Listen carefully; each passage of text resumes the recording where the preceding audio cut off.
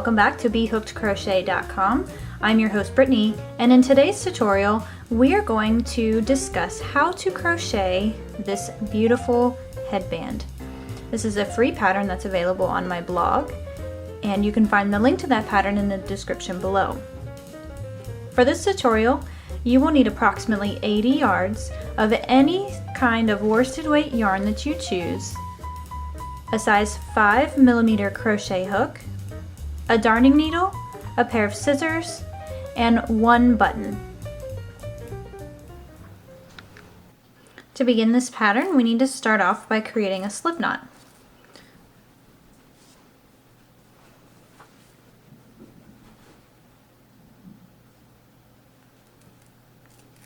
Now we simply need to place the loop on our hook, tighten up on your working yarn, and we're ready to go. Now for those of you following along with the written pattern, we're going to start off by chaining 6.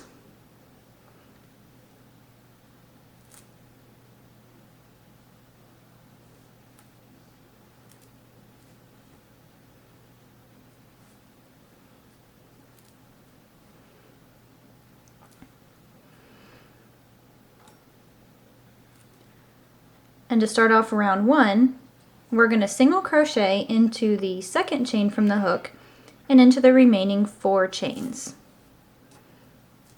Now essentially what we're doing is we're starting on the end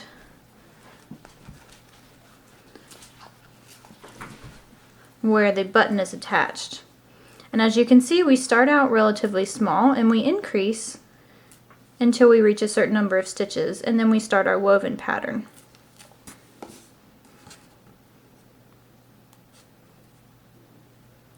So I'm going to skip this first chain that's right next to the hook, and I'm going to work into the second chain from the hook. Now I actually like to flip my chain over and work into the back loop of the chain, and that just gives you a cleaner, more finished looking edge. So I'm just going to insert my hook into the chain. We're single crocheting, so we wrap and pull through, and then wrap and pull through 2. And we're going to have a total of 5 single crochets.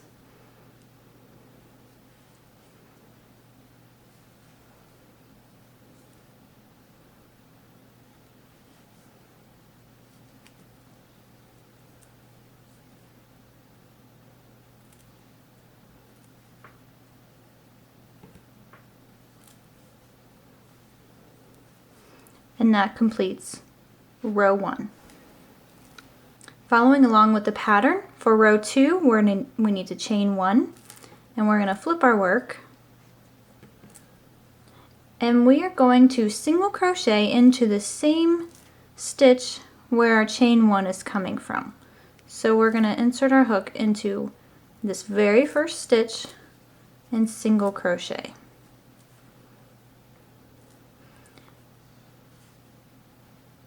Then we need to single crochet into the next 3 stitches, and we're using both loops, so we're single crocheting under both loops of the stitch.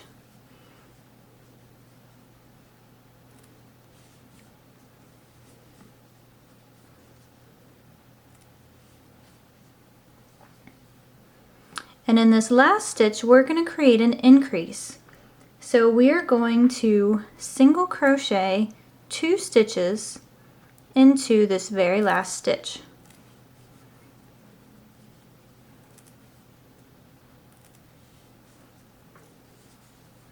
And that completes row 2. To begin row 3, we need to chain 1, turn our work, and we're going to single crochet once into the same stitch where the chain 1 is coming from. And then we're going to single crochet once into each of the next 4 stitches.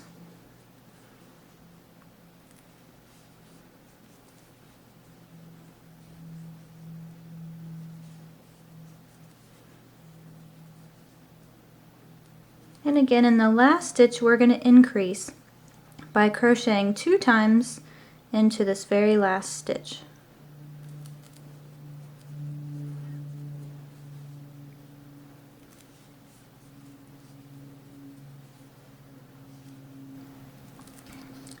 To start row 4, again we're going to chain 1, turn our work, put a single crochet into this very first stitch, and 1 single crochet into each of the next 5 stitches. And then once we reach the last stitch again, we're going to increase by putting 2 single crochets into the last stitch.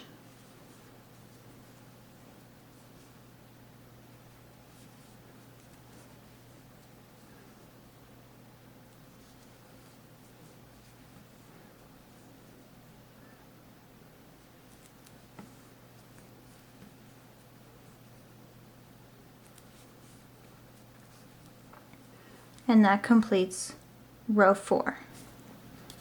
Row 5, we're going to chain 1 again, turn our work,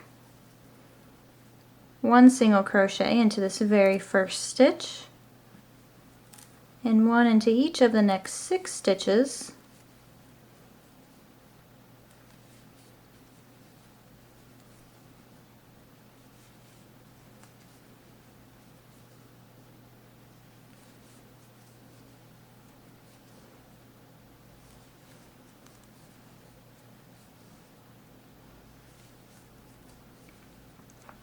and now again we're going to put 2 single crochets into the last stitch to increase one more time.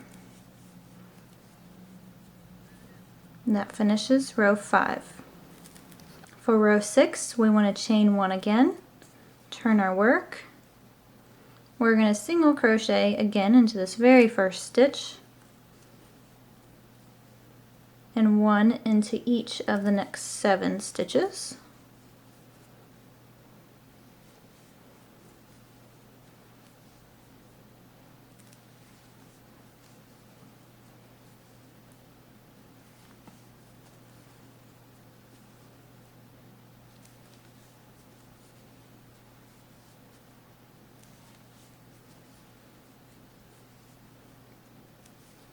And in the last stitch, we're going to single crochet 2 times.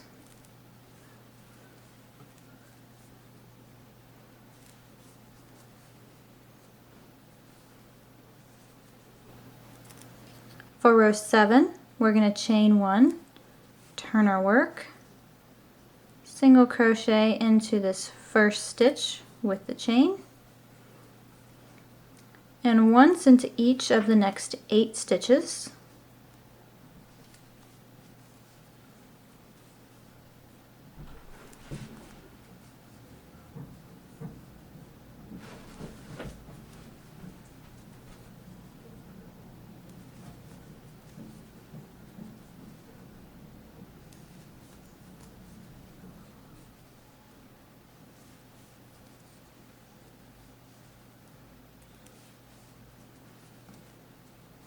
And we're going to put 2 single crochets into the last stitch.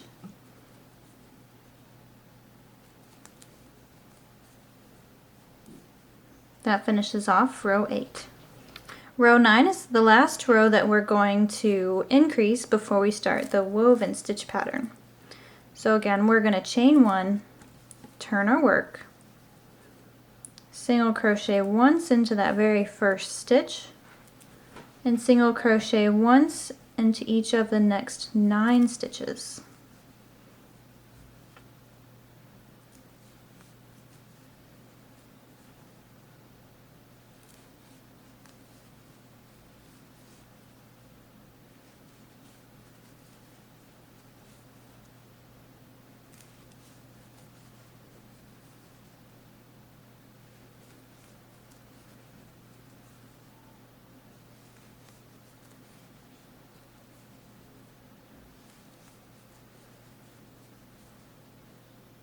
And then 2 single crochets into the last stitch.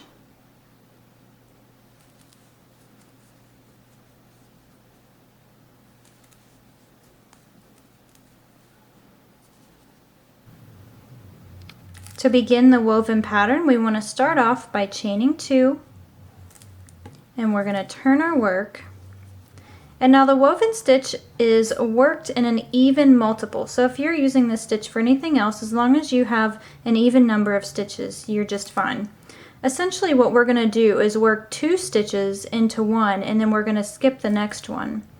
And so figuring out where to work, sometimes you have to think about it a little bit. We have our chain 2 coming from this very last stitch right here. And so we're going to be skipping this one, and we're going to work into the next stitch. And to do the woven stitch, we first need to yarn over. We'll insert our hook into the stitch, and we're going under both loops, and then we'll yarn over and pull up a loop. And now here's where things get a little bit different. We're going to take this last loop that we drew up, and we're going to pull it through this middle one. So without yarning over anything, we're just going to work that loop through the middle loop. Now with 2 loops remaining on our hook, we're going to yarn over and pull through 2 to finish off that portion of the stitch. Now as I said, we're working 2 stitches in one, so to do the next one, again we want to yarn over, insert our hook into the same stitch, yarn over and pull up a loop, and then now we're going to pull this last loop through both of the loops on our hook. So no yarning over, just pull that directly through, and sometimes you may have to work them through one at a time to keep from dropping them off of your hook, and that's perfectly fine. Now as I said, we need to skip the very next stitch, and we're going to work into the stitch right after that.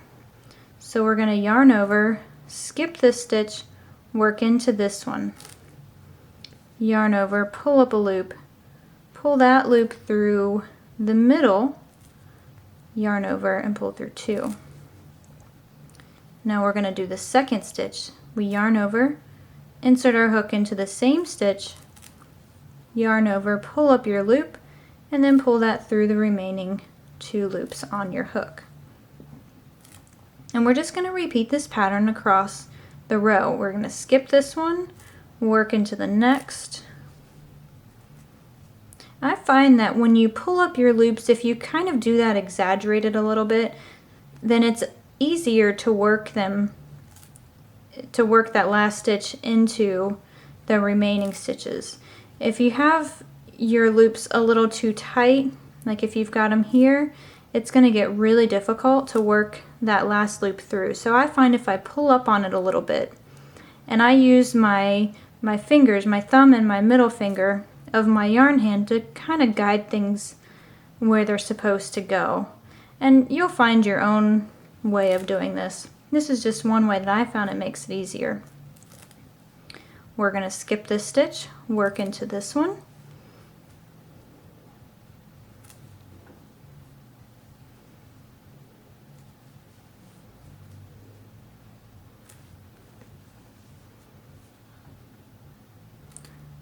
Now we're going to skip this one, work into the next.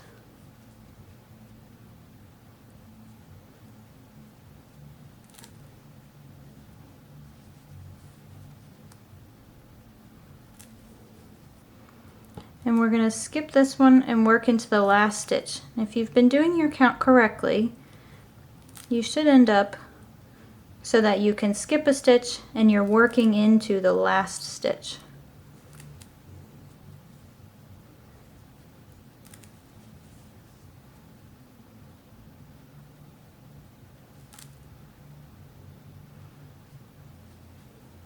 And that finishes off row 10. Row 11 begins by chaining 2, turning our work, and now we're still going to maintain that working into one stitch, skipping the next, working into one, skipping the next, only from now on it's much easier because you really don't have to count. If you look at my work here, you can see that I've got these little gaps that are really visible. And those gaps are what we're going to be working into. And if you look really close to your work, you see the gap, and then you notice there's another stitch right here. So we're essentially skipping this stitch, working into that one. Skipping this stitch, working into this one.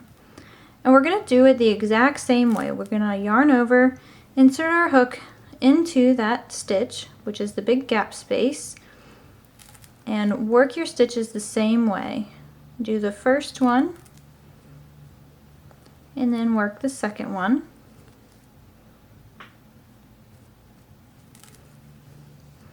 And then we're going to skip this stitch here. We're going to work into this next big gap space.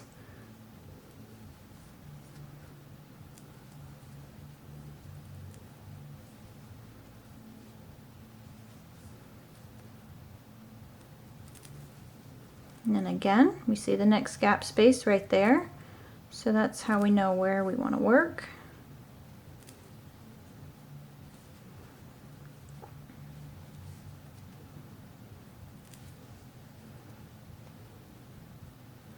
And the next one.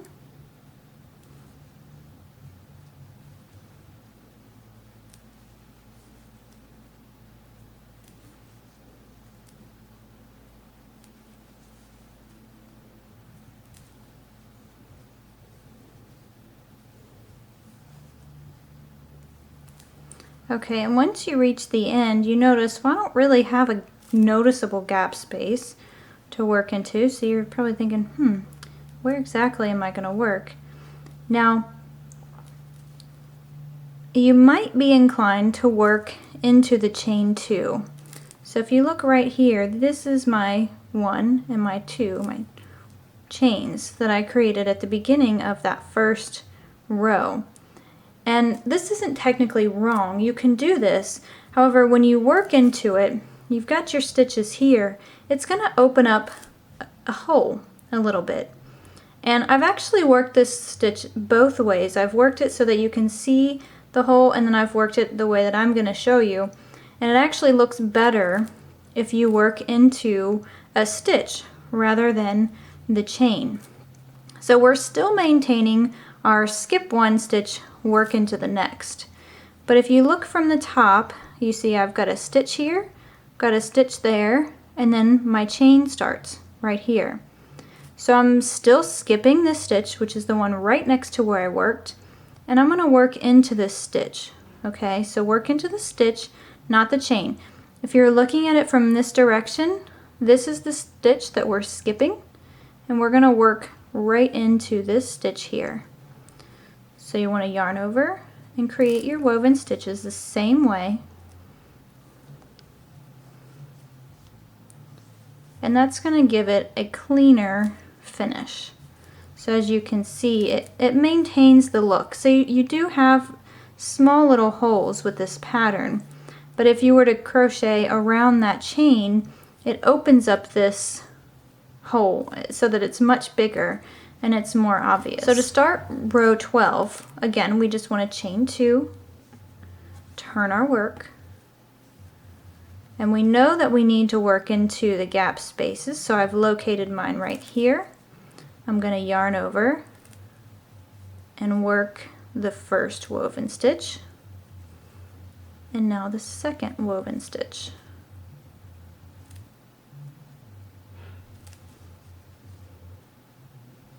And then work the next one. And as you've noticed, our band is staying the same size. We're not increasing or decreasing, and that's because we're skipping a stitch in between.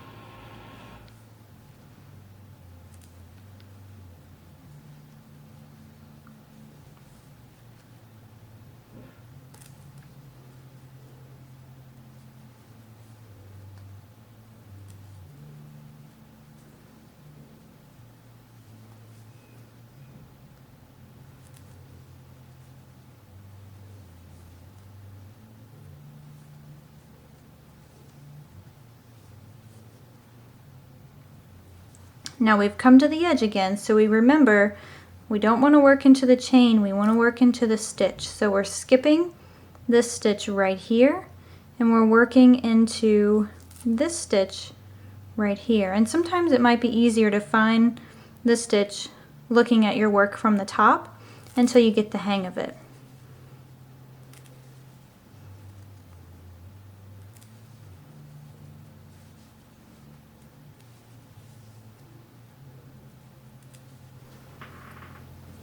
Now that we finished row 12, the pattern says that we need to finish 40 rows of woven stitch. So we've got up to row 12 here. Go ahead and finish your woven stitch rows and come back when you're ready to start row 41. Row 41, we're going to start our decreasing section. So we're basically going to mimic the same pattern here, but instead of using the increase technique like we did here, we're going to be decreasing. Once you've crocheted all 40 rows, we're ready to pick up on row 41, and that is going to start off with a chain 1. And then we're going to turn our work.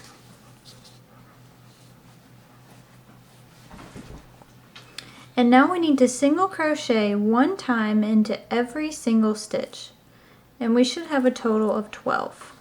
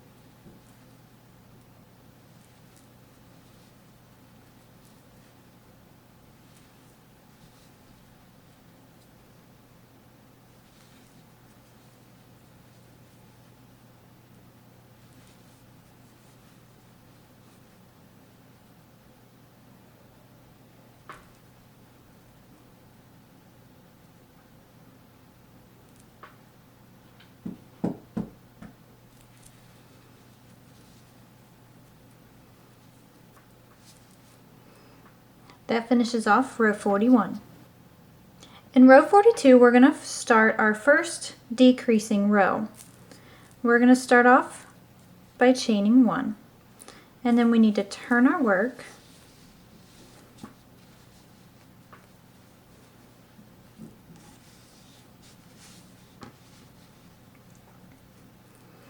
and now we're going to start off by doing a single crochet decrease.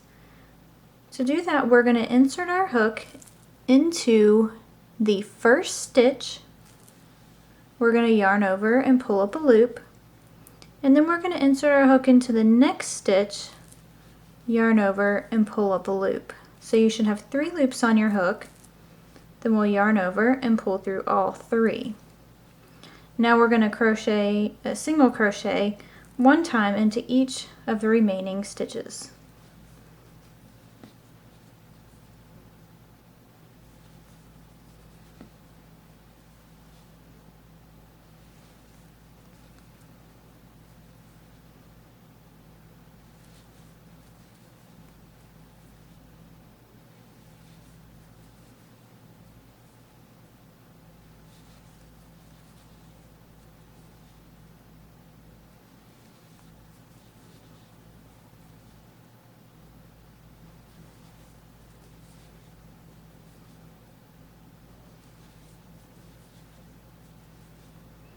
And there should be 10 remaining stitches that you worked into. Now we're ready to start row 43. We're going to chain 1 again. We're going to turn our work.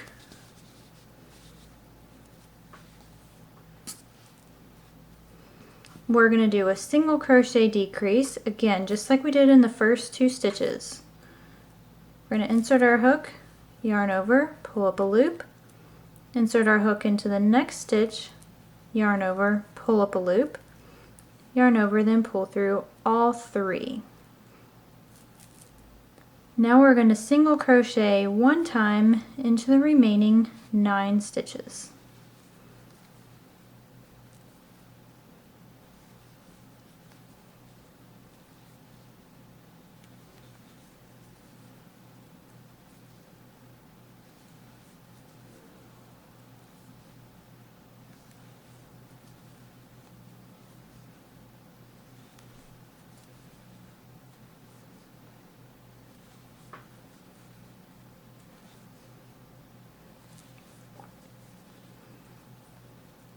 That completes row 43.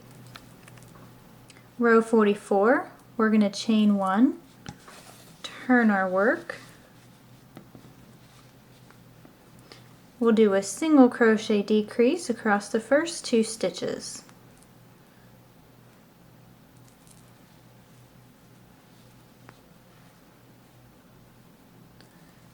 And now we'll single crochet once into the remaining 8 stitches.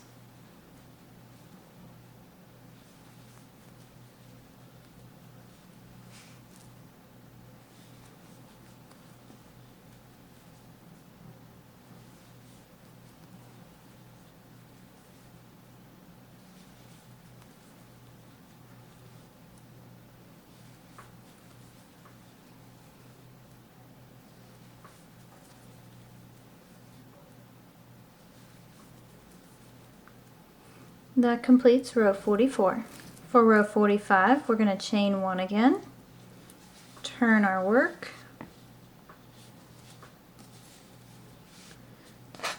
we're going to do a single crochet decrease across the first 2,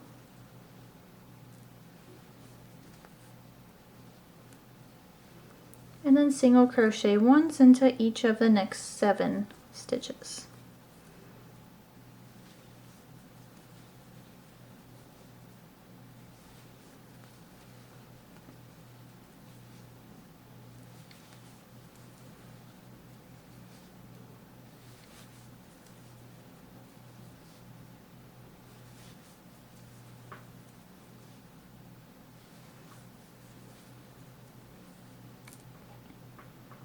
Now row 46, we're going to chain 1 and we're going to turn our work,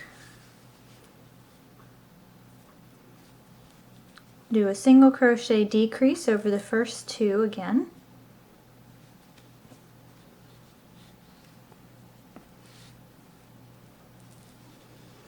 and now single crochet 1 time into each of the remaining 6 stitches.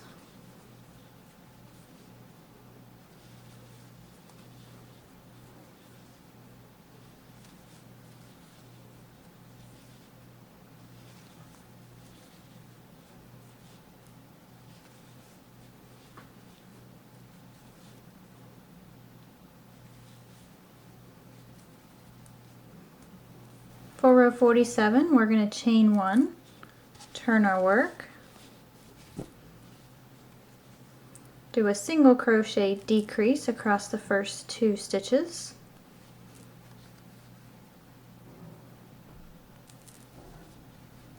and then we're going to single crochet once into each of the next 5 stitches.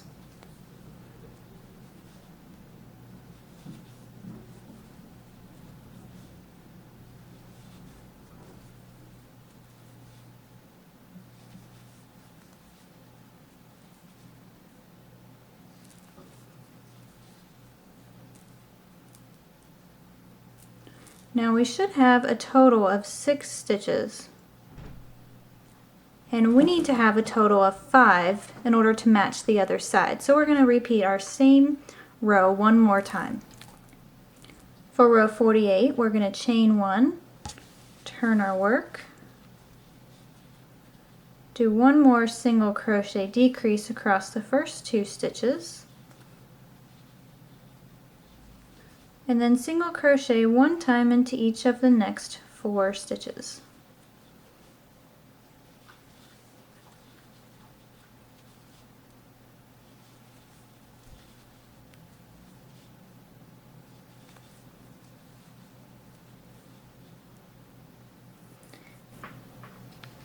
Now the last row, row 49, we're going to create the buttonhole, and we're going to do that simply by chaining 5,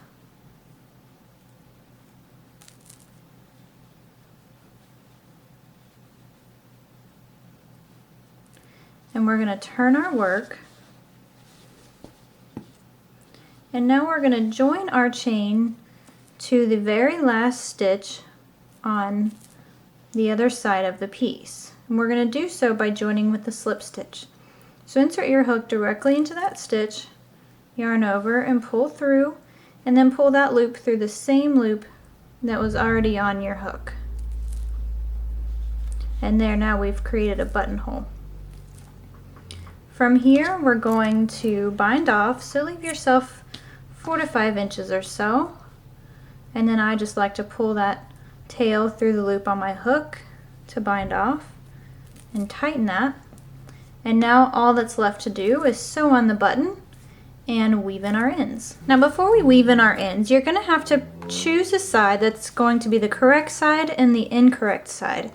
And virtually it's going to be the same on both sides because the woven stitch is reversible and the single crochet portion, as you can see, looks the same on both sides. So you just simply want to take your darning needle,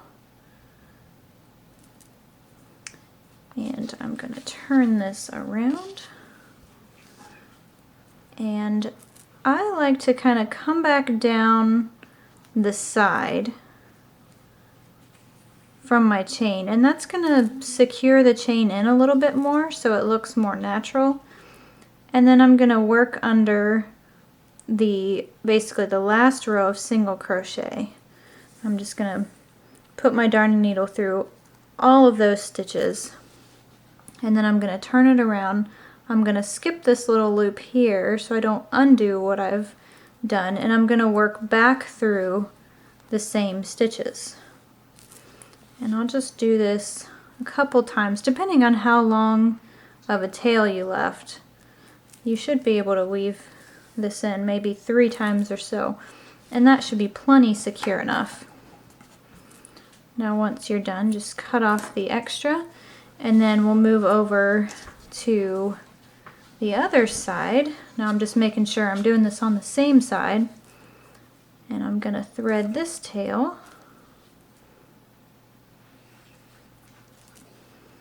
And I'm going to do this basically the same that I did on the other side. I'm going to come down, basically jump down a row, and then I'm going to work into those stitches directly across. Now this tail for me isn't as long as the one that I had before, so I can probably only weave through twice. And that's perfectly fine. It should still be plenty secure. And then we'll cut this extra portion off. And now at this point we can go ahead and sew on the button. And you want to sew the button so that it's on the right side. So I've flipped mine over. I'm going to sew it on the opposite end of my loop that I created, the buttonhole. And I'm using a relatively large button, and I'm doing that because the chain 5 is relatively big. You want to make sure that you have a button that is going to be large enough that this chaining of 5 isn't going to slip right off. Okay, so I believe this button is probably about 1.5 inches or so. I think it gives you a pretty good embellishment too. So basically, I mean, this is all pretty trivial now at this point. We'll just go ahead and I cut myself an extra piece of yarn. I'm going to thread my darning needle. And I want to make sure that I have this as straight as possible. I like to leave some work underneath the button rather than coming down and sewing it on to the very end. I feel like it gives it a little bit more security. And you can also wrap this around your head to gauge the size. Now if this size is a little bit too big, then you can move your button up a little bit and that will shorten things up. Or if it's a little too long, you can move it down the end here to make it a little bit bigger. So once you have it in place, you just want to come from the opposite side, come from the back, kind of wiggle it around until you find your buttonhole. And these darning needles don't fit. once you have your button in position, you just want to come through the back side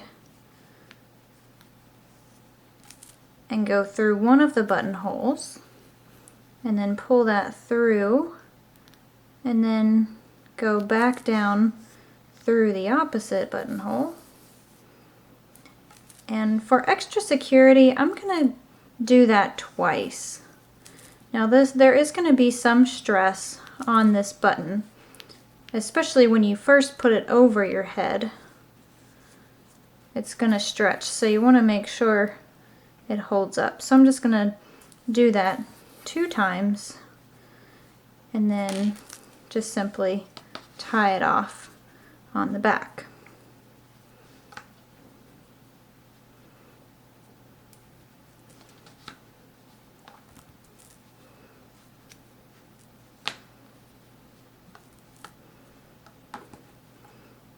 And then you'll just cut off your extra ends. And we are all finished. This headband is a super cool design. It's really quick and really easy. They would make pretty good Christmas gifts.